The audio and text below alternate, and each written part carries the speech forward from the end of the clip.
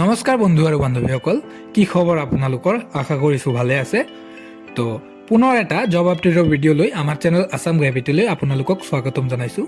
তো আজিৰ পদকেইটা আছিল গুৱাহাটী উচ্চতম ন্যায়ালয়ৰ কিছুসংখ্যক পোষ্ট মুকলি কৰা হৈছে। এই পদবোৰক আবেদন কৰিবলৈ হ'লে আপোনাৰ শিক্ষামূলক অৰ্হতা কি হ'ব লাগিব, কেনেকৈ এই পদবোৰক আবেদন কৰিব, তো সকলোখিনি ইনফৰ্মেশ্যন ভিডিঅ'টোৰ মাধ্যমেদি জনাই দিম।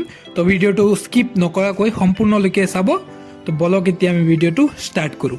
তো গুৱাহাটী হাইকোৰ্টৰ ফালৰ পৰা পুনৰ 6টা ছিনিয়ৰ পাৰ্চনেল এছিষ্টেণ্ট আৰু ষ্টেনগ্ৰাফীৰ গ্ৰেড 2ৰ পদ ওলাইছে। ইয়াৰ এপ্লাই লাষ্ট ডেটটো আছে 15 মাৰ্চ 2024 লৈ। এপ্লাই মোড অনলাইন যোগেদি আপুনি এপ্লাই কৰিব লাগিব। ইয়াতে কেটেগৰী ৱাইজ ভেকেঞ্চিটো ভগাই দিয়া হৈছে। ইউআৰৰ বাবে 2টা, STPৰ বাবে নাই, STHৰ বাবে 0, SCৰ বাবে 1টা, OBC আৰু MOBCৰ বাবে 3টা।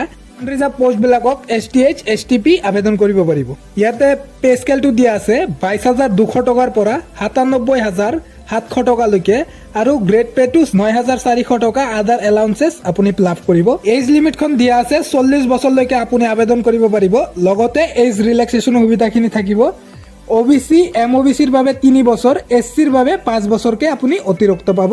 ইয়াতে STP, STHৰ বাবে 5 বছৰ আৰু PWBDৰ বাবে 10 বছৰ আপুনি অতিৰিক্ত পাব এপ্লাই কৰোঁতে। ইয়াতে প্ৰুফ অফ ৰেচিডেঞ্চিৰ কথা কৈছে। ইয়াতে অসমৰ পাৰ্মানেণ্ট ৰেচিডেঞ্চ থাকিব লাগিব। লগতে এমপ্লয়মেণ্ট এক্সচেঞ্জটো ৰেজিষ্ট্ৰেশ্যন থাকিব লাগিব, তেতিয়াহে আপুনি আবেদন কৰিব পাৰিব। তাৰপিছত এডুকেশ্যন কোৱালিফিকেশ্যনখিনি candidate must be possess a bachelor degree from a recognize university in a diploma in stenography. ষ্টেনগ্ৰাফিৰ শ্বৰ্ট হেণ্ড টাইপিং স্কিলটো থাকিব লাগিব আৰু স্পীড হ'ব লাগিব 100 WPM। আৰু যদি আপুনি কম্পিউটাৰত টাইপিং কৰে তেনেহ'লে 40 ৱাৰ্ড পাৰ মিনিট হ'ব লাগিব।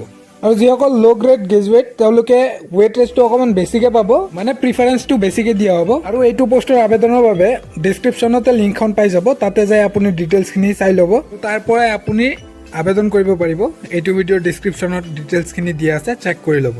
আৰু এপ্লিকেশ্যন ফিজটো ইয়াতে দিয়া আছে। SC STৰ বাবে 250 টকা, PWD কেটেগৰীৰ বাবে 1 টকা পে' কৰিব নালাগে আৰু আদাৰ্ছৰ ক্ষেত্ৰত 500 টকা আপুনি পে' কৰিব লাগে। যিসকল ইণ্টাৰেষ্টেড আৰু এলিজিবল হয় তেওঁলোকে নিশ্চয়কৈ আবেদন কৰি ল'ব, কাৰণ কাৰ কপালত কি আছে ক'ব নোৱাৰি।